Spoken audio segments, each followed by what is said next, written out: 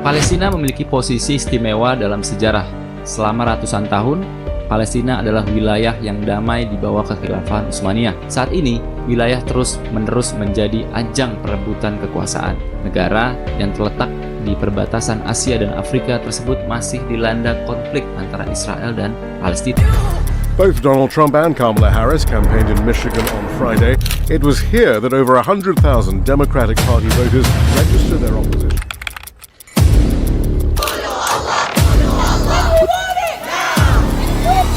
I don't know if I can answer.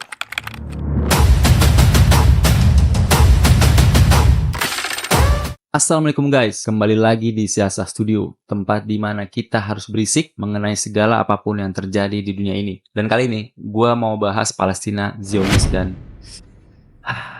yang tidak bisa dipungkiri emosi, rasa yang bercampur aduk, sedih, marah, kecewa. Pokoknya sulit untuk bisa dibayangkan. Tapi jangan lupa kawan-kawan, support terus dengan menonton video-video ini dari Siasah Studio. Apa yang terjadi di sana berdampak di sini. Salam kebangkitan Islam. Nah, sudah 1 tahun sejak peristiwa Tufan Al-Aqsa, Israel terus melancarkan serangan biadab keji, genosida terhadap penduduk Gaza.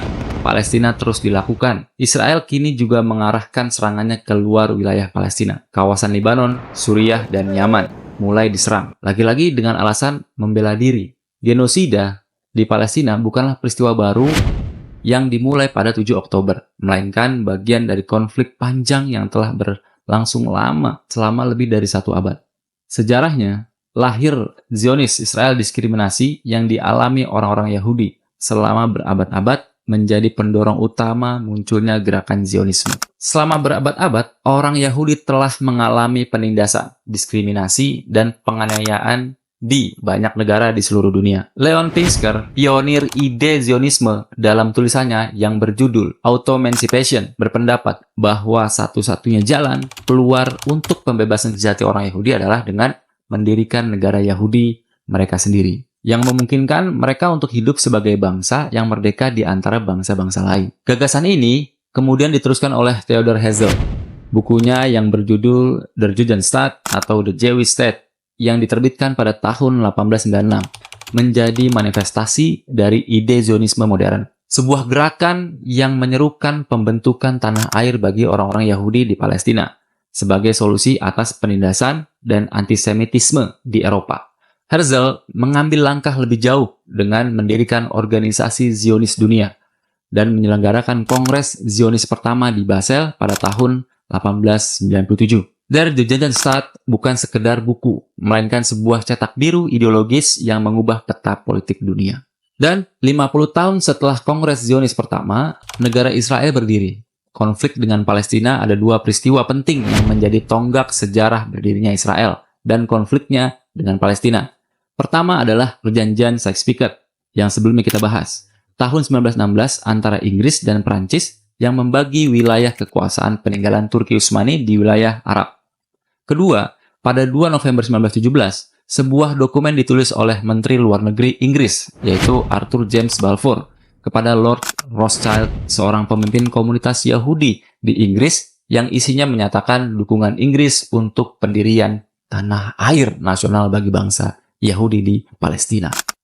Dokumen yang dikenal sebagai Deklarasi Balfour ini menjadi landasan penting dalam pembentukan negara Israel, memberikan legitimasi internasional bagi gelombang besar imigrasi Yahudi ke Palestina dan secara drastis mengubah sejarah bangsa Palestina. Sejak abad ke-19 hingga pertengahan abad ke-20, gerakan Zionisme mendorong migrasi besar-besaran kaum Yahudi ke Palestina. Proses ini membawa dampak besar bagi penduduk asli Palestina, termasuk pengusiran massal, perampasan tanah, hingga penghancuran desa-desa melalui kekerasan. Puncaknya terjadi pada Nakba tahun 1948, di mana ratusan ribu warga Palestina diusir dari rumah mereka setelah deklarasi berdirinya Israel. Sejak saat itu, genosida, pendudukan ilegal, pembangunan permukiman, blokade hingga serangan militer terus berlangsung, membentuk pola penindasan yang sistematis. Sejak 7 Oktober 2023, korban jiwa di Gaza telah meningkat drastis hingga mencapai 42.900 orang, dengan lebih dari 100.000 orang terluka. Mayoritas korban adalah perempuan dan anak-anak. Sementara itu, negara-negara barat seperti Amerika Serikat, Jerman, Prancis, dan Inggris terus memberikan dukungan penuh kepada Israel, baik dalam bentuk bantuan keuangan maupun persenjataan, untuk melancarkan kehancuran di Gaza. Lalu, bagaimana respon para pemimpin di negeri-negeri Muslim? Ternyata, mereka hanya bisa sekedar berretorika, buka tutup perbatasan, dan memberikan logistik ala kadarnya. Kata-kata saja tidak cukup, resolusi PBB saja tidak cukup, kecaman saja tidak cukup, sedikit bantuan saja tidak cukup. Semua ini hanyalah kata-kata kosong dan tindakannya yang tidak berarti. Yang dilakukan penguasa negeri-negeri Muslim saat ini hanya akan menjadikan mereka sekedar catatan dalam sejarah. Sebuah renungan, karena kata-kata dan tindakan mereka hanya ekspresi ketakutan, ketidakmampuan, atau mungkin memang keengganan mereka mengakhiri penderitaan saudara-saudaranya di Palestina. Krisis Palestina tidak akan pernah selesai selama peran penguasa negeri-negeri Muslim, khususnya di dunia Arab, tetap tunduk pada kepentingan Barat, terjebak dalam agenda nasionalismenya. Selama mereka terus menjadi pelindung keberadaan negara Zionis di Israel, di tengah-tengah umat Islam, entitas Zionis Yahudi akan tetap bertahan. Sungguh, serangan brutal ini seharusnya mempersatukan umat Islam melawan musuhnya, sebagaimana Barat telah bersatu dalam menyerang kaum Muslim dan telah bergegas menyerang mereka seperti para tamu yang bergegas menuju santapan. Maka lebih tepat bagi umat Islam untuk menyatukan panji-panjinya, menyatukan pendiriannya, mendukung para mujahidin, melawan musuh mereka, dan menyingkirkan kotoran para pengkhianat dan agen-agen dari kalangan para penguasa yang telah bersekongkol melawan umat Islam dan berdiri bersama musuh-musuh. Tragedi genosida di Palestina adalah masalah umat Islam yang hanya dapat diselesaikan melalui pendekatan Islam. Solusinya adalah dengan melaksanakan jihad fisabilillah, mengerahkan kekuatan militer kaum muslim untuk membantu rakyat Palestina dan menghapuskan keberadaan entitas Zionis Yahudi dari Palestina untuk selamanya. Langkah ini hanya mungkin tercapai jika umat Islam bersatu di bawah naungan Khilafah Islamiyah. Inilah satu-satunya solusi yang perlu direnungkan dan diperjuangkan oleh umat. Tidak ada cara lain. Sekian, terima kasih kawan-kawan. Salam kebangkitan Islam.